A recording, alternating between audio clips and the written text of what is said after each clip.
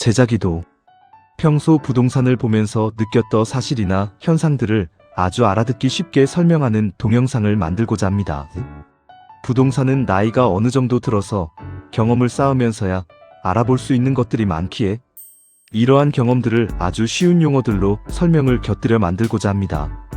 주위의 현상 기본적 이론 예를 들어 설명하는 구조로 내용을 만들려고 합니다.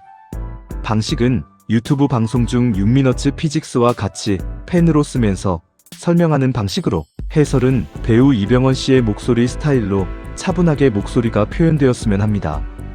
배경음악은 독자들이 흥분하지 않을 수 있는 것으로 알아서 선택해주세요.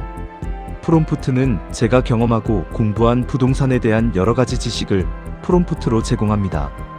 제1편. 제작자가 공인중개사 공부를 할 때나 공인중개사 실습 공부를 할 때 각종 경매 학원을 다거나 세미나를 들으면서 강사들이 너무 어려운 용어를 많이 쓰거나 자기들만 알고 있는 말을 많이 사용해서 청자나 독자들의 공감대 없이 진행된다는 느낌을 받았어요. 이에 저는 아주 쉬운 독자들이 이해하기 쉬운 말로 부동산에 대한 여러 가지를 설명해 나가려고 합니다. 사실은 기본만 잘 되어 있어도 누구나 이해하고 응용할 수 있는 것이 부동산이기 때문이죠.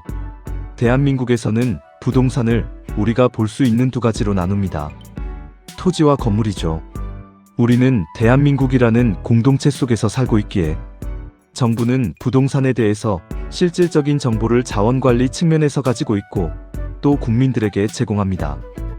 이중주택을 포함하는 건축물에 대해서는 건축물 대장이라는 것으로 정보를 취득하고 제공하며, 이것은 인터넷에 건축물 대장이라고 쳐보면 누구나 발급 또는 열람 받아볼 수 있어요.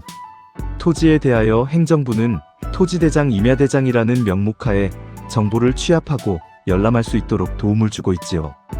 또한 정부는 현존하는 세대와 미래 세대가 살아가야 할 국토이익의 보존과 이용에 대해서 여러가지 규제책과 조장책을 함께 쓰고 있는데, 이런 것들은 법체계로 많은 부분 구비되어 있습니다. 토지에 대한 기본적인 법체계로는 국토계획법, 도시개발법, 정비법, 농지법, 산지법 등이 있고, 건물에 대한 법체계로는 건축법과 건축물의 일부인 주택에 대하여 규정짓고 있는 주택법이 있어요. 어떤 땅에서는 단층 건물만, 어디서는 7층까지만, 어디서는 25층까지 지을 수도 있고, 어떤 땅에서는 공장이 들어설 수 있고, 어떤 땅에서는 위험물을 취급하는 것이 들어서니 주변에는 사람들이 사는 주택을 지을 수 없고, 이런 것들이 법체계에 모두 규정하고 있어요. 또한 사법부는 토지와 건물에 대해서 여러가지 권리를 인정하여 주고 있는데, 사실 이런 것 좀 듣는 사람을 헷갈리게 만들어요. 권리가 참 많은데 어떤 권리가 먼저인지, 어떤 권리가 기본이 되어 다른 권리가 생긴 것인지, 뭐 그런 것들이 많이 독자들을 헷갈리게 만들죠. 우선 점유권이 있어요. 영어로 아크여파이라는 의미인데, 고구려 때 중국 동북성을 우리나라가 힘으로 먹었잖아요. 그러는 거기에 눌러앉아서 점유할 수 있는 권리를 말해요.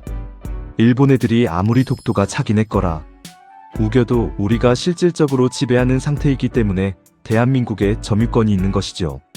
점유권은 주로 실효적 실질적 권리를 말해요. 이에 반해 법적인 관념에서 소유권이라는 것이 있어요.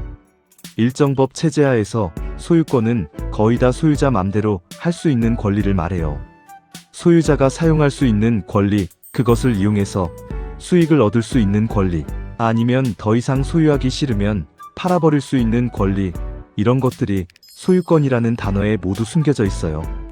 또한 소유자는 모두 맘대로 할 수 있기 때문에 소유권이 권리 중에 다른 사람을 위해 일부를 떼어줄 수도 있어요. 다른 사람이 사용하게 할 수도 있고, 다른 사람이 수익하게 할 수도 있고, 다른 사람이 팔게 해줄 수도 있어요. 다른 사람이나 물건이 사용하게 할 수 있는 것이 지상권, 지역권, 전세권이라는 것이 있고요. 다른 사람이 수익하게 만들 수 있는 것이 임차권이 있어요. 하지만 단순한 임차권은 취급이 조금 다른데 하여간 기억해두세요. 다른 사람이 팔아버릴 수 있도록 만들 수도 있어요. 유치권, 질권, 저당권이지요. 앞에서 언급한 물건들은 법에서 기본적으로 인정한 점유권과 소유권 이외에 지상권, 지역권, 전세권, 유치권, 질권, 저당권 이런 것들은 기본적으로 토지나 건물에 대한 물건의 소유권자가 다른 사람과의 계약관계 매매, 교환, 임대차, 금전 소비대차 등을 통해서 만들어서 주는 권리예요. 그래서 계약관계가 매우 중요해요. 이렇듯 토지와 건물 주택 포함이라는 부동산의 실체관에서는 행정부가 관여하고 부동산의 권리에 대해서는 사법부가 관여해요. 이러한 현상 때문에 어떤 땅에서 할 수 있는 것과 할 수 없는 것이 나뉘어지며 물건에 대한 완전한 소유권이 있는 것과 소유권의 일부를 다른 사람에게 떼어준 것인가 등으로 구분이 되게 됩니다. 이러한 현상은 여러 가지로 나뉠 수 있는데 우선은 땅이나 건물이 서 있는 입지가 중요해요. 입지에 따라 행정부의 규제가 다르고 할 수 있는 일이 다르기에 또는 사법부가 인정하는 소유권의 범위가 다르기에 이것이 감정평가 금액에 영향을 미칩니다. 그래서 부동산의 가격은 입지, 시세, 감정평가 금액, 공시가격, 경매인 낙찰 가격, 이 정디급으로 분류가 돼서 시장에서 유통되게 됩니다. 또한 이러한 가격이나 가치 등의 금융기관이 끼어들어 소유자에게 돈을 빌려주면서 소유권의 일부 권리인 저당권을 소유권자로부터 받기도 하지요. 여태껏 설명드렸던 동일한 토지와 부동산에 대하여 행정부와 사법부가 동시에 관여하게 되고 이것이 기본적으로 가격에 영향을 미치게 되고 그 가격으로 여러 가지 부동산 평가받고 유통되는 구조가 기본적으로 전체적인 부동산을 바라보는 틀입니다.